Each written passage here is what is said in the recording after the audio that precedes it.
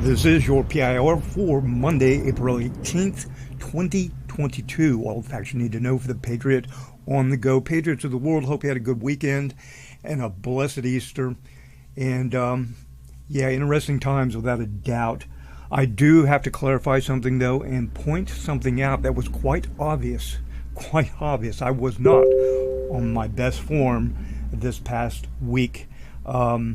Actually very frustrated about some things, like everyone is. You know, we get into these times where sometimes we're just like, really?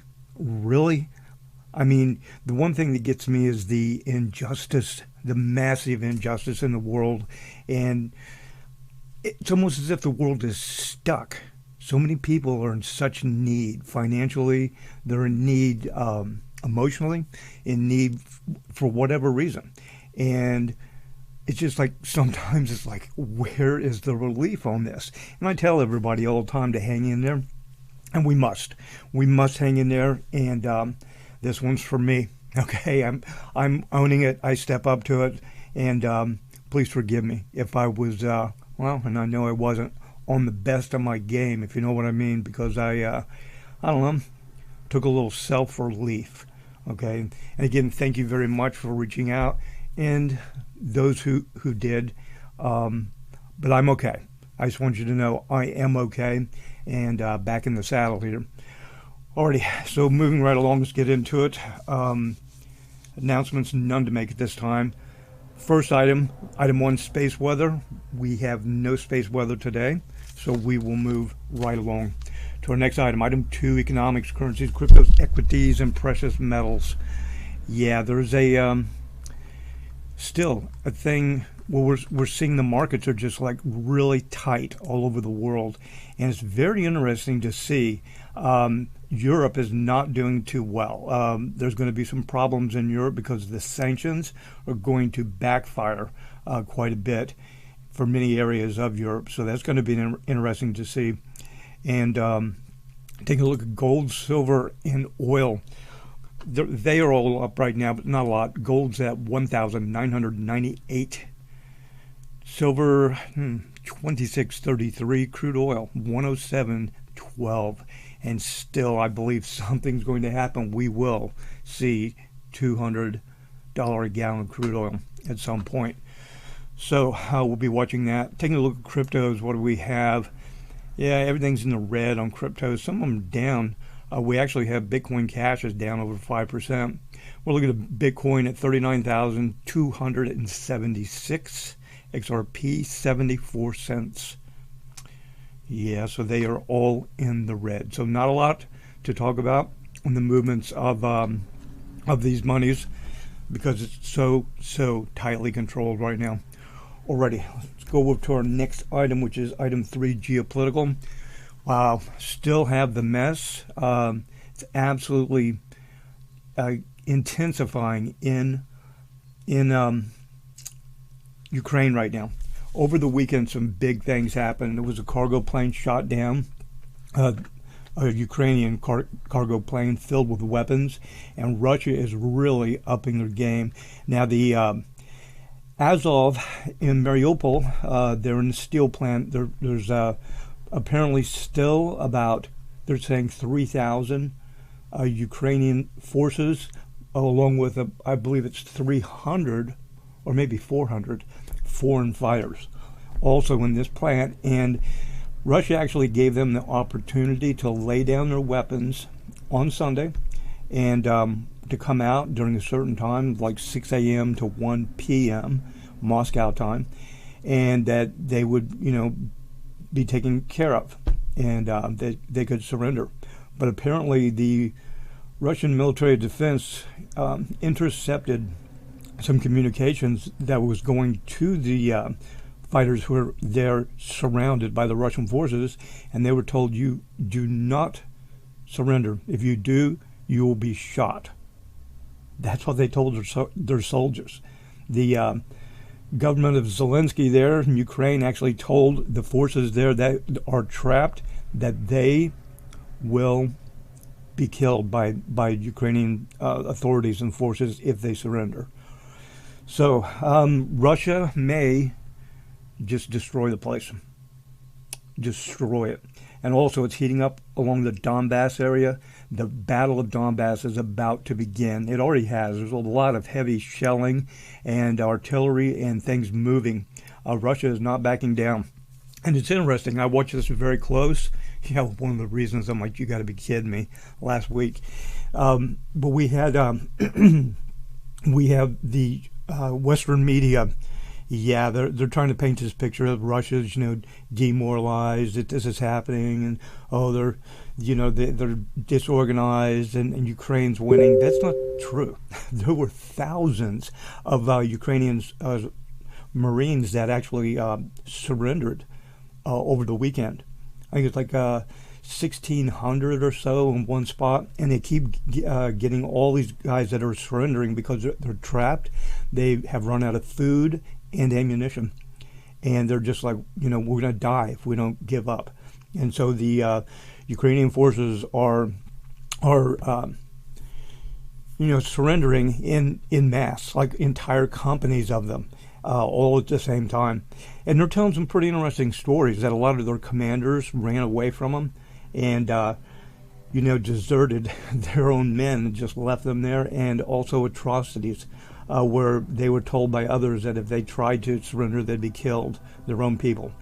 So it's a pretty intense situation. There's a lot of people being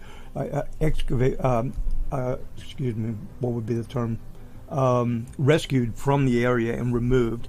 And, the interesting thing, Biden said that the U.S. would take in as many as, I think he said 100 or 200,000 Ukrainian refugees.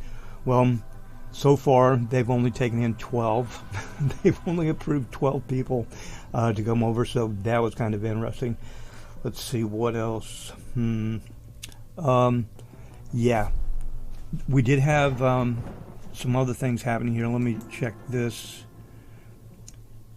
Yeah, Turkey actually did a major cross-border military offensive in northern Iraq over the weekend, targeting the Kurdistan Workers' Party, the PKK. And so that's been interesting to see that, and it's an operation that involved an extensive airstrike using jets, helicopters, and drones, as well as a ground incursion by commando troops. Now, here's the weird thing. It's not really being talked about in the regular media, that Turkey actually did an invasion and an attack on northern Iraq. So things are just heating up all over the world. There were some numbers. Let me pull some numbers up here. I will also be doing the daily briefing from the MOD of Russia. Hold on one second. But they actually they put some numbers out. They said that the Russian Ministry of Defense has reliable data on the true losses of the Ukrainian army. They are saying that as of today, this came out today, the real documented irreplaceable losses of the Ukrainian side amount to 23,367 people. And they actually have this information. They intercepted it from the government of Ukraine, but the government of Ukraine is not telling the people, and they are not letting their other troops to know because they don't want them to be demoralized. And they're just continually putting out the false information about Russia. But they have lost a lot. This is why Ukraine is so frantic to get weapons and things like that. Now let me take a look here. So far, as of today, the losses of the armed forces of Ukraine, they have had 139 aircraft shot down, 250 anti-aircraft missile systems that have been taken out, 483 unmanned aerial vehicles, 254 multiple launch rocket systems, And listen to this, 2,326 tanks and other armored combat vehicles, 1,004 field artillery and mortars, and 2,186 special military automotive equipment. This is why you see the frantic calls for nations like, we've got to get tanks to Ukraine, we've got to get airplanes to Ukraine. And they had a large amount of all of this stuff prior to this war starting, this special operation. And this is the reason nations all over the world are trying to donate heavy equipment and tanks to them, because they've had so much taken out by the Russians. The Russians. But yeah, I tell you what, watching this stuff close, it is so tragic. Man, this is some brutal warfare. Now, here's the thing, this cauldron that's about to be surrounded totally in the Donbass area to free the area of Donbass. There are approximately 60 to 70,000 Ukrainian forces in there. This is going to be intense, people. This is warfare like the world hasn't seen since World War II. It's going to be very, very intense, and Russia is going in hard. And they've been already flying around with some of their supersonic nuclear bombers, and they've actually been using them with the conventional munitions, and actually have been hitting some of the targets there in Ukraine. And the thing about these supersonic bombers, they fly so high that there's nothing in the arsenal that Ukraine has now that's been, donated and all of this that can even hit these things, because they fly so high. So this is going to be interesting to see. And again, prayers for the innocent. And man, this is just going to be intense. Okay. What else geopolitically? Jeez, that's it. Rolling right along though. Let's go to our next item, which is item 4, Earth changes. Yeah, this is kind of interesting with the Earth changes going on, because we have cold weather that is hitting like a nor'easter here in the northeastern part of the United States, and it's coming down. Actual snow. Some areas got way below freezing last night, which is not a good thing, because it was a real warm spell in the Northeast, and things budded out. Had some trees come out and budded, flowers that started, and now we have very cold.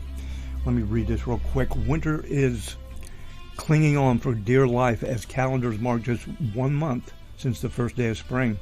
An impactful nor'easter is headed to the northeastern United States this week. Oh yeah. The change comes shortly after temperatures hit a balmy 79 degrees Fahrenheit in New York City, 84 degrees Fahrenheit in Washington, D.C. last Thursday. And many of those interior Northeast sat comfortably in the 60s and even the 70s. Now, with this deep freeze, yeah, that's could be damaging to a lot of stuff out there, crops, trees, etc. So hopefully we'll see. So it's going to be a mix of thunderstorms, rain, some snow. But again, it's kind of surprising to see this Earth changes all the way. Alrighty, what else with Earth changes? That's about it. That's the big news to cover right now. So let's go over to item 5, tip of the day. Tip of the day I have for you is to stay positive. But you know what, also, and I've actually brought this tip up before, don't beat yourself up if you have a day off. Like, I've had it. I can't even, I don't even want to deal with this anymore. It happens, and we have to process that stuff. But the mark of success is not how many times you fall, but how many times you get up. Always get up. Always stay positive. Always look for the good, and try to stay focused on your desires, your manifestations, and being the best that you can be for yourself and for those around you. So that is my tip of the day. Last but not least, let's go to the prophetic word of the day by Doug Addison. Doug has for us today, April 18th, 2022. The Lord is healing doubt and increasing your faith and trust. Very good and very true. So The Lord is healing doubt and increasing your faith and trust. I like that. All right, so that is it, everyone. Until tomorrow. Yeah, that's it. Short, sweet, and to the point. Again, I own it. And thank you for being understanding. For me not being 100% last week. But back on point. So, till tomorrow, everyone, be well, stay alert, and remember, where we go one, we go all. God bless.